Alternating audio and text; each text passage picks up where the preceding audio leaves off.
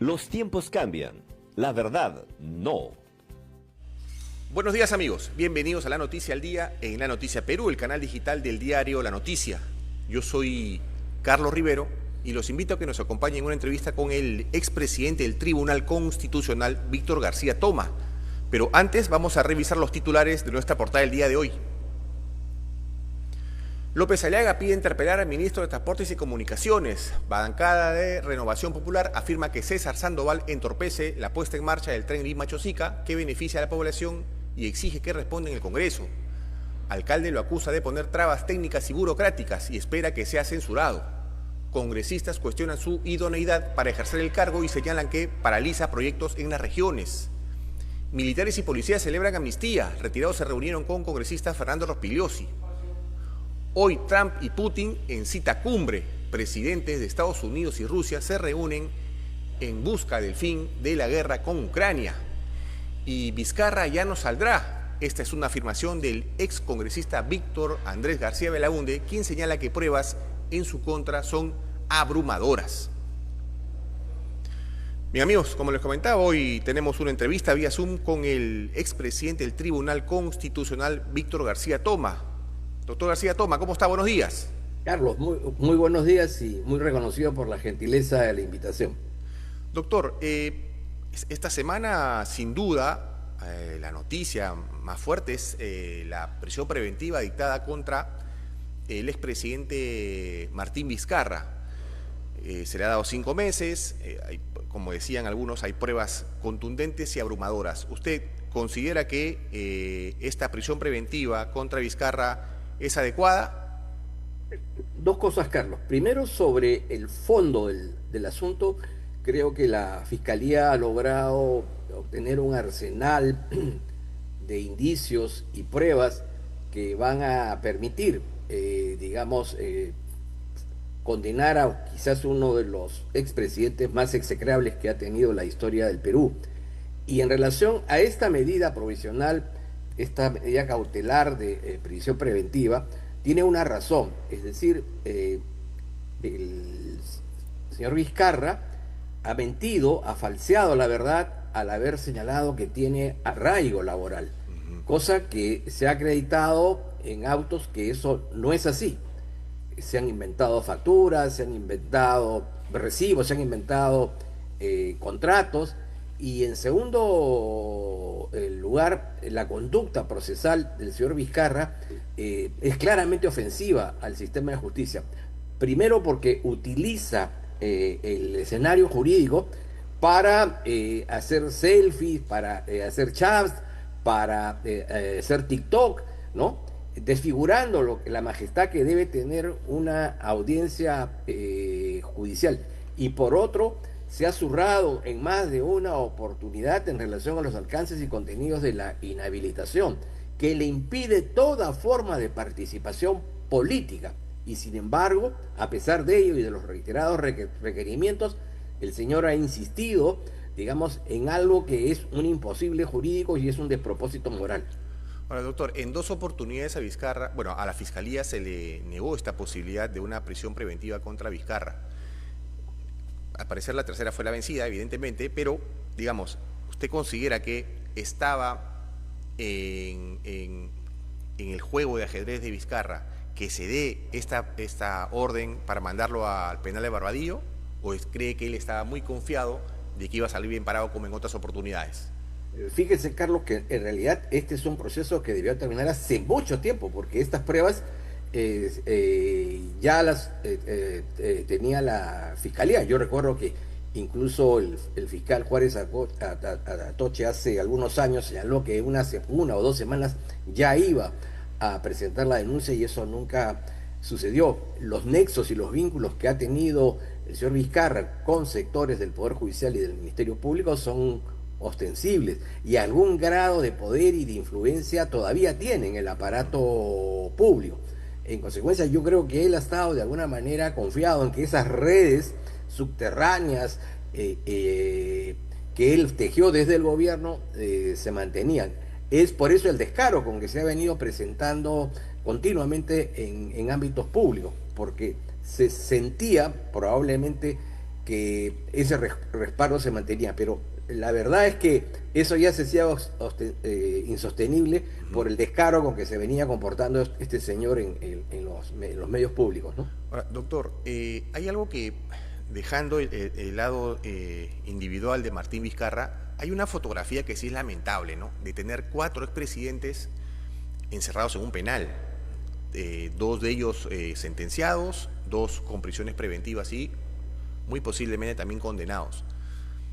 La imagen de la institucionalidad, ¿cómo queda con esta situación que vive el país con tantos expresidentes presos? Carlos, yo creo que hay que tomar en consideración lo siguiente. El tema de la ética social, está totalmente destruido en el país. Y no solamente lo digo desde el punto de los altos funcionarios públicos, los gobernadores, los alcaldes, y en el ámbito de la ciudadanía, nosotros observamos y sabemos de que el concepto de ley, el concepto de respeto al orden, digamos, es un papel mojado en tinta. Entonces, en la medida en que más poder se tiene, más se abusa y más uno se siente impune. Y eso sucede, hay un problema educativo de fondo que obviamente hay que resolver en el tiempo. El tema central es que todas estas cosas suceden, por un lado, porque no hay un sistema judicial que de manera eficiente, eficaz y expeditiva corrija estas situaciones. Y del otro, lamentablemente, primero con Fujimori y se ha acentuado desde Kuczynski hacia adelante, se ha destruido el sistema de partidos políticos que era un mecanismo de autocontrol. Las entidades políticas serias, las que tienen ideología, doctrina, programa, las que tienen historia, defienden su imagen porque saben que dependen de ella para, digamos, pedir el voto a la ciudadanía.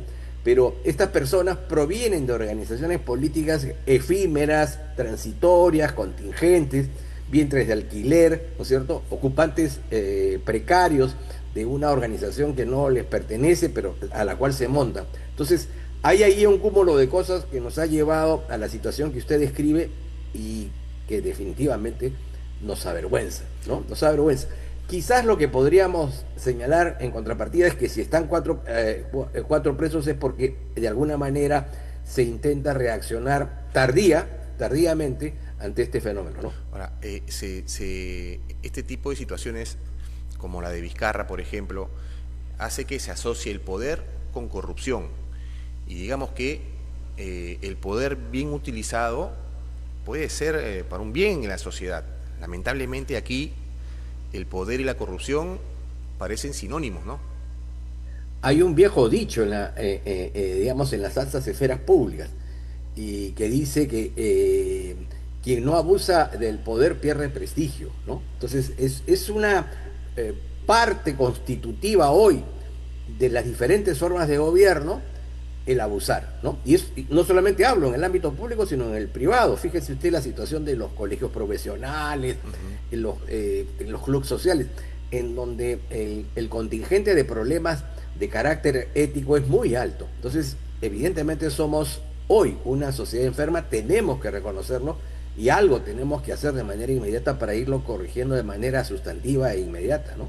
Ahora, doctor, otro tema que también está ahora en la palestra es esta intromisión, esta bravata del presidente colombiano Gustavo Petro hacia el Perú, ¿no? Hemos visto, hemos escuchado sus declaraciones que no reconoce la soberanía del Perú sobre cierto territorio fronterizo. Ahora la presidenta Boluarte en estos momentos me parece que está en la zona y va a hacer un acto de presencia. ¿Hay que hacerle mucho caso a Petro, cree usted, doctor? Es una figura políticamente aviesa que responde a intereses ideológicos del socialismo del siglo XXI, los acuerdos de Puebla, y obviamente hay allí una lógica distorsiva. Un segundo tema es que a esta defectuosa visión ideológica en relación a la democracia aparecen también algunos problemas personales con la adicción al alcohol y a las drogas, ¿no? Y en tercer lugar, el carácter populista de un gobierno que se ve acosado por su incompetencia y su falta de idoneidad y que en consecuencia busca ahora, digamos, generar esta situación, entre comillas, de conflicto para lograr obtener, digamos, una cierta concertación nacional en caso de Colombia detrás de su figura.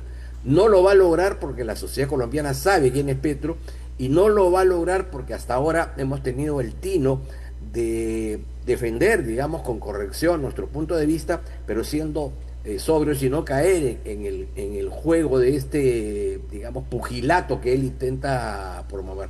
Falta muy poco para que este señor se vaya, ¿no? Y seguramente con las nuevas autoridades colombianas se podrá discutir, si es que hay algo que discutir, sobre esta preocupación de los colombianos, que no es una preocupación peruana porque es territorio nacional, al cual nosotros podemos colaborar. El expresidente Uribe hablaba de la necesidad que Colombia construya un dragado para, digamos, aliviar el problema que tiene Leticia, ¿no? Claro. Y los peruanos podemos colaborar, digamos, en la solución de ese problema y obtener algún beneficio prospectivamente económico, sería por supuesto saludable, ¿no? Ahora, doctor, ¿le parecía o le parece necesaria que la presidenta haya viajado a la zona? Sí y no. Sí, porque digamos la figura del presidente, que es la encarnación de la peruanidad encaramada en un cargo público, diría que es positiva. Ahora, esperemos que el lenguaje que se utiliza sea el mismo como el que se ha venido manejando Cancillería, ¿no? Creo que hay que tener una defensa firme, pero sobria. En consecuencia, yo considero positivo el viaje, digamos, positivo el viaje, y esperemos que el discurso esté acorde, digamos, a esta línea de acción que se ha venido siguiendo en el Perú. Incluso los propios parlamentarios, salvo alguno que otro que se sale de cauce, han ido por ese camino. Digamos que hay que ser diplomáticamente firmes.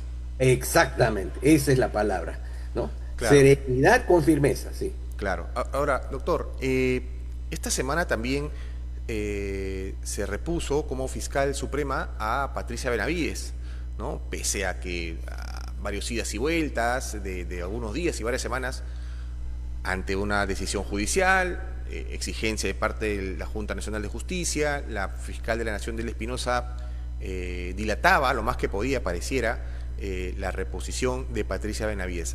¿La presencia de Benavides en la Fiscalía cambia, cree usted, este tablero de ajedrez en la Junta de Fiscales Supremos? Yo no diría, Carlos, que dilataba, desacataba, ¿no? Esa es la expresión cabal, desacataba la decisión adoptada por la Junta Nacional de Justicia, la decisión adoptada por la Corte Suprema, la decisión proveniente de un juzgado constitucional al cual la señora Espinosa acudió. Esta ha sido una semana de goleadas. La señora Espinosa perdió 5-1 en la Junta de Fiscales Supremos y ayer lamentablemente la U perdió 4-0. Con lo cual quiero decirle que la presencia de la señora Benavides hoy, por la forma en que ha tratado este tema la señora Espinosa, ha originado no solamente que se acreciente el descrédito institucional, no solamente que quede en claro su incapacidad jurídica para apreciar correctamente las cosas, y además ha manifestado expresiones de tosudez, de obstinación, digamos, que no son racionalmente admisibles, sino que hoy ya, digamos, el control de la institución lo ha perdido. Mantiene su poder como fiscal de la Nación, pero entiendo que el manejo de la Junta, que había sido muy condescendiente con ella, hoy evidentemente eso se ha roto. Digamos, podría decirse que hoy existe una Fiscalía de la Nación con una Junta de Fiscales que no le va a pasar ningún otro de tosudez, porque compromete también la presencia de esos miembros en el futuro inmediato, ¿no? Claro. Ahora, Del Espinosa, digamos que según como le escucho, digamos que ha perdido el peso que tenía, ¿no? Sí. Sin embargo, sigue siendo fiscal de la Nación y es la máxima representante del Ministerio Público. Pero como imagen del Ministerio, ¿cómo queda con ella aún a la cabeza? Después de este borchonoso espectáculo que unos llaman misa de sanación, otros llaman florecimiento, pijamada, ¿no? Tiene, digamos, el sentimiento popular, digamos, es bastante expresivo, es un tono, por un lado de burla, pero por otro lado de vergüenza, ¿no? Y luego el acto curioso de que representando ella una institución que incardina el principio de legalidad, haya dado muestras reiteradas de que la ley en términos generales ella la desprecia. Recordemos que invocó a sus fiscales a incumplir una ley. Los funcionarios públicos tienen el deber de cumplir la ley en tanto ésta no sea declarada inconstitucional. Y ese era el caso de lo que sucedía con esta ratificación que el Tribunal Constitucional ha hecho sobre la coordinación que debe existir, no sumisión, coordinación entre la Policía Nacional y el Ministerio Público en relación al tema de la investigación, ¿no? Claro. Doctor, hay quienes, justamente en el tema de Delía Espinosa y Patricia Benavides, hay quienes también cuestionan un poco la firmeza de la Junta Nacional de Justicia. Digamos que, está bien, dio una postura y dio casi una orden para la reposición. Sin embargo, hubo un desacato de parte de Delía Espinosa que pedía una serie de requisitos, parecía, ¿no? Pásame este documento, ¿no? Intentando alargar finalmente esta situación. ¿Debería tener algunas otras armas, cree usted, la Junta Nacional de Justicia, o las tiene y no las utiliza respecto a este tipo de desacato? Pongámonos por un minuto si hubiese sido más intenso en la solicitud de una intervención policial. La intervención policial por sí misma ya nos habla de una situación, digamos, grave, ¿no? Claro. Y la disposición yo estoy seguro que la fiscal de la Nación pues se habría encadenado en la puerta y habría acrecentado este bochorno, ¿no? Entonces yo creo que la Junta ha tomado en consideración ese hecho. Pero en segundo lugar, la Junta ha sido objeto de una serie de ataques de estos grupos satélites al Ministerio Público.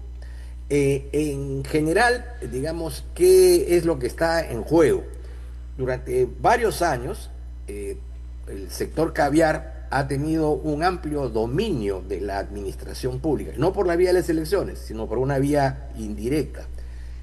Y se fue apoderando paulatinamente o fue influyendo de manera decisivamente en el Tribunal Constitucional, en la Defensoría del Pueblo, etcétera, etcétera. Todo en la SUNEDU, y paulatinamente, digamos, se han ido poniendo correctivos a esa intervención. Y les ha quedado este último bastión, ¿no? Con Delía Espinosa a la cabeza, institución que hoy es utilizada como un instrumento de agresión a todos aquellos actores políticos o cercanos a la política, porque eso incluye, por ejemplo, el que hace periodismo político o periodismo de investigación, para, digamos, aventarlo contra la pared, colocarle una carpeta fiscal, plantearle que existe una organización criminal y tenerlo a uno, digamos, 6, 7, 8 años en esa situación, ¿no? Claro. Y luego esa carpeta fiscal se reparte y se vende como volante. Entonces, hay toda una estrategia. Y es por eso que, digamos, existe este tema, ¿no? Ahora, y del cual también la Junta Nacional de Justicia ha sido víctima recientemente. Exacto, y justo estamos en un año preelectoral y con esto terminamos la entrevista, doctor. Usted señala que Delía Espinosa ha perdido peso en la Fiscalía de la Nación y al parecer era como que la última bala de este sector caviar en el Ministerio Público. Después de Patricia Benavides, de Delía Espinosa, ¿que le queda alguna otra bala al sector caviar en el Ministerio Público? Yo creo que, digamos, si la señora Espinosa, como al parecer va a suceder, porque es objetivo dos cosas, ella ha cometido una infracción constitucional y se ha ganado a pulso limpio el juicio político. Y creo también que desde el 19 de julio hasta hace un par de días, ella venía cometiendo de manera sucesiva un acto de desacato y se habría ganado un antejuicio político y una denuncia penal posterior autorizada por el Congreso. Entonces, no es nada descabellado que en los próximos meses se produzca, digamos, un relevo dentro del marco de la Constitución y con respecto al debido proceso. Y es ahí entonces en donde, para bienestar del país, desaparecerán pues estos fiscales Bagma y Robin, que en realidad más parecían Avelino y Machucao, ¿no? Por la forma en que han venido trabajando. Pero sí, hay, digamos, sectores del Ministerio Público que todavía siguen activos, e incluso con presidencia de la señora Espinosa, porque ellos responden, digamos, directamente, digamos, a quienes titiritean este tipo de acciones, ¿no? Bien, doctor, siempre es interesante conversar con usted sobre coyuntura y bueno, vamos a ver cómo se mueve esta situación en el Ministerio Público, si finalmente las aguas se calman, y también veremos qué pasa con este juicio a Martín Vizcarra, ¿no? Si es que finalmente se le da una sentencia condenatoria. La Fiscalía pide 15 años de cárcel para él por actos de corrupción. Doctor, queremos agradecer la entrevista. Gracias, Carlos.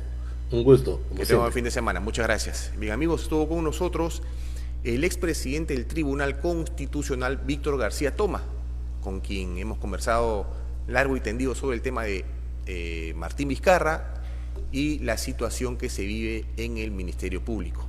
Yo los invito a seguir en el canal, que venimos con más entrevistas.